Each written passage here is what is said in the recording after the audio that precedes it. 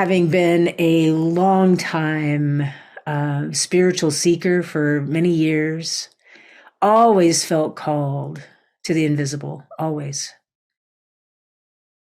And I'm sure, like many of you, we had our childhood, we had our teenage years, we had our 20s, and, I was a rock and roller. And I got to admit, my teens, 20s, up until my early 30s, it was, sex, drugs, and rock and roll. And there was a lot of immaturity in my life, even though there were many parts of my being that still had those essences of nobility. I've always been quick to forgive. I've always been loving. I've always been the kind of person that encourages people and wants to lift people up. But I've noticed in my on my path, and the more that I deepen in my devotion, that those changes continue, as David spoke about in the introduction, there is this knowing that there is this continual revelation that is happening. It's like, I know this because it's like who I was even a year ago. There's been changes. I've become more and more patient. When I see that my impatience, when I'm impatient with my wife, I recognize on a deeper level now the pain that brings her. And it's just like, that's not love. That's not what I want to bring. And so it takes this continual awareness for myself. My truth is like, this is constant awareness, constant devotion to being love, to allowing my true self to come into this experience. And I am just so grateful of the ways that I've changed. It's so empowering to be able to stand in life now, feeling a sense of responsibility without feeling burdened by that responsibility. Do you know what I mean by that?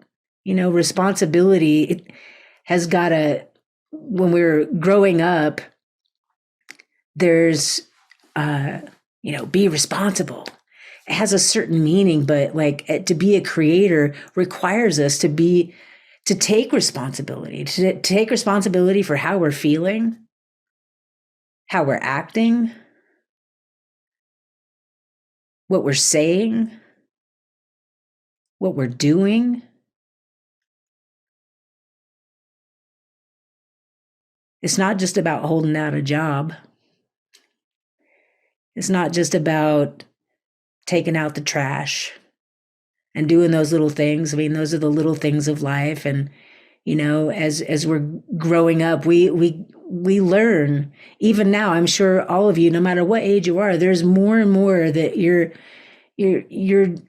aware of, is like what needs care in this world, and then taking on that responsibility to bring that care, to bring that love. It's not someone else's job to do it. If it's showing up right there in front of me, it's like, guess what? I got to do it.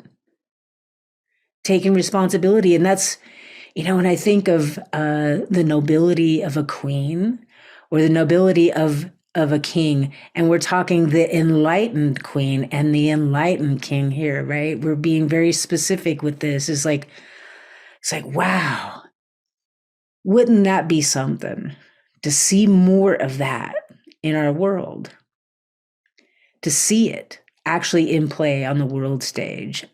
Do you think that might make a difference?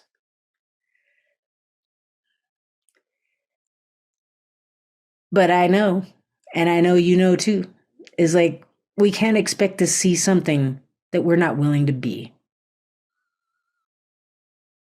We got to be it.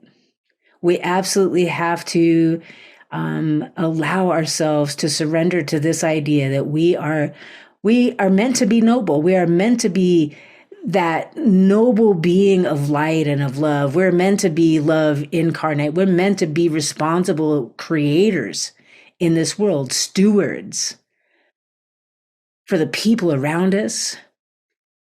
Because as we're pointing to here, this is an ongoing growth process.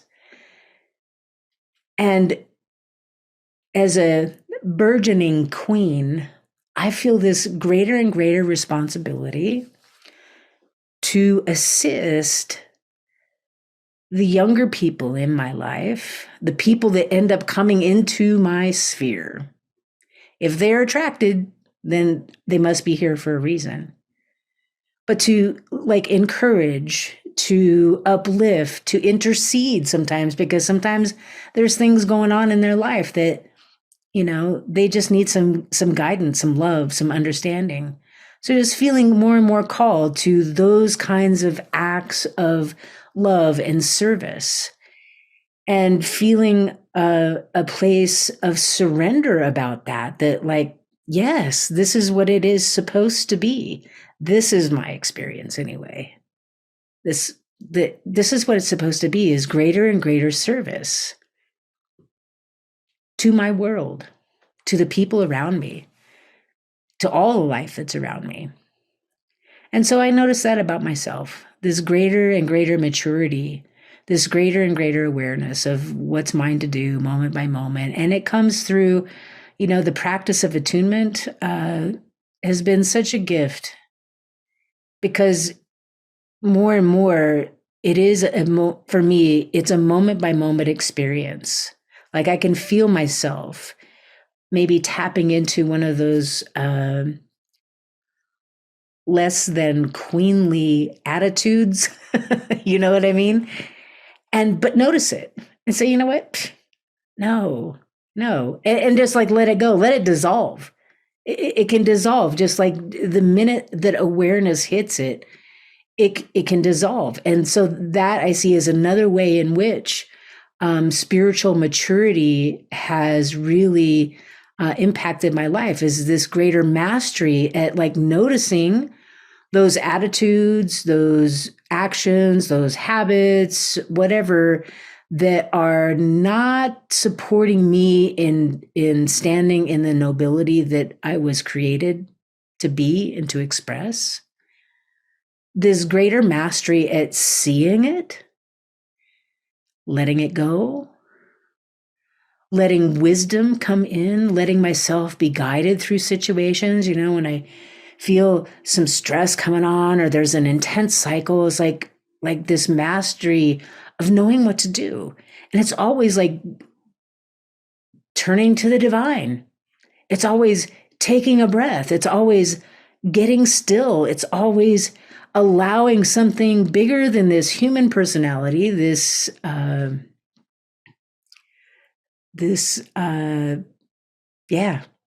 personality, this cease, right?